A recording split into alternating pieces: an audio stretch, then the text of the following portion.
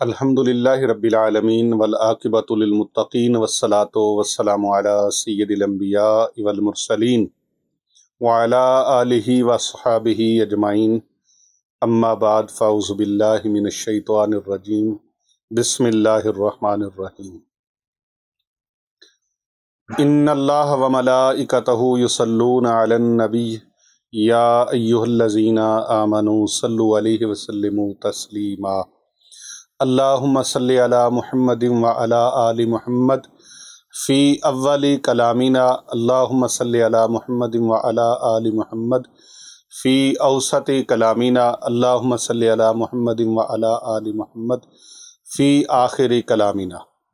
ہر قسم کی تعریفیں، ہر قسم کی ثنائیں اور بزرگیاں اللہ رب العزت کے لیے ہیں۔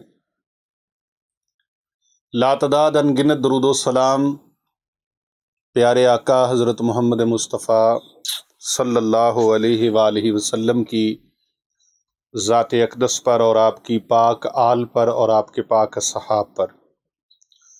محترم و محتشم حاضرین و سامعین و ناظرین کرام، پوری دنیا میں جتنے بھی ہمارے مسلمان بہن بھائی اس چینل کو بڑے شوق سے، بڑے ذوق سے، بڑی محبت، عقیدت اور بڑی چاہت کے ساتھ روزانہ دیکھتے ہیں اور اپنی قیمتی آراء سے اور اپنی قیمتی تجاویز سے ہمیں وہ نوازتے رہتے ہیں، میں ان کا بہت زیادہ شکر گزار ہوں۔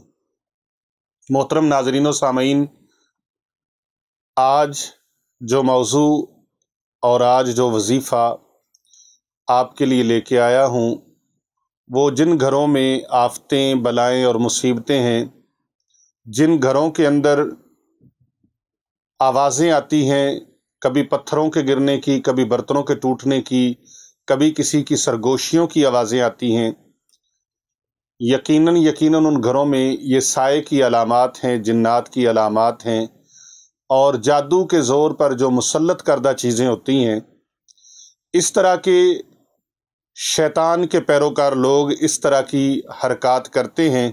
وہ مسلمانوں کو کسی بھی طریقے کے ساتھ اذیت پہنچانے میں دریغ نہیں کرتے۔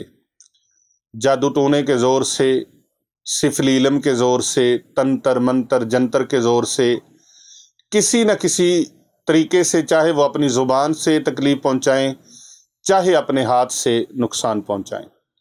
نبی اکرم صلی اللہ علیہ وآلہ وسلم کی ایک حدیث مبارکہ ہے جس کا میں مفہوم پیش کر کے بات آگے کروں گا۔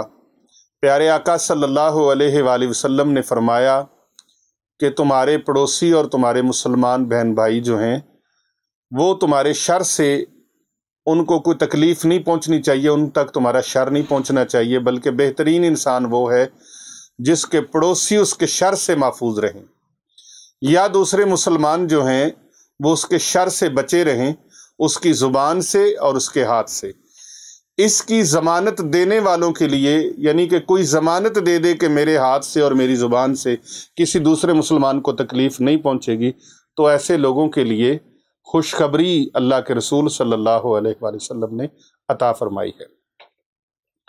یہاں جس چیز کو ہم ذکر کرنے لگے ہیں، گھروں کے اندر جس طرح ظاہری طور پر لوگ گالم گلوچ سے اور جھوٹے بہتان اور اس طرح کی ان کے خلاف پروپوگنڈا کرنے سے، غیبتیں کرنے سے، چغلیاں کرنے سے، شکایتیں کرنے سے اور ان کے خلاف لوگوں کو بھڑکانے، اکسانے سے جس طرح شر پھیلتا ہے، اسی طرح ان کے ہاتھوں سے بھی شر پھیلتا ہے کہ وہ ان دوسرے گھروں کے آگے اپنا کوڑا کرکٹ رکھ دینا، جس سے ان کو تکلیف پہنچے، لوگوں کا رستہ تنگ کر دینا جس سے دوسروں کو تکلیف پہنچے، کسی کے گھر کے دروازے کو بند کر دینا تاکہ اس کو تکلیف پہنچے، کسی کے اوپر ہاتھ اٹھانا، دست درازی کرنا تاکہ ان کو تکلیف پہنچے۔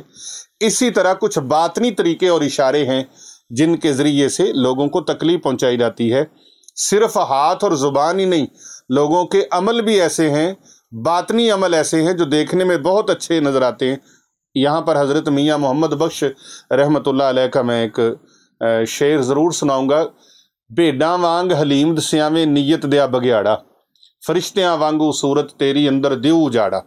یعنی کہ نظر تو وہ بڑے نرم سے آتے ہیں، نظر تو وہ بہت اچھے انسان آتے ہیں، لیکن ان کے جو اندر کے دل ہیں जो उनकी सोचें हैं वो बहुत गंदी होती हैं, और उन गंदी सोचों के ज़रिए से अपनी कल्बी तंगी की वजह से, तासुब की वजह से, ज़हनी तासुब की वजह से वो दूसरे मुसलमानों पर मजालम ढाते हैं। वो मजालम जो दूसरों को नज़र नहीं आते, वो बातनी आंख वालों को नज़र आते हैं। और वो मजालम क्या है?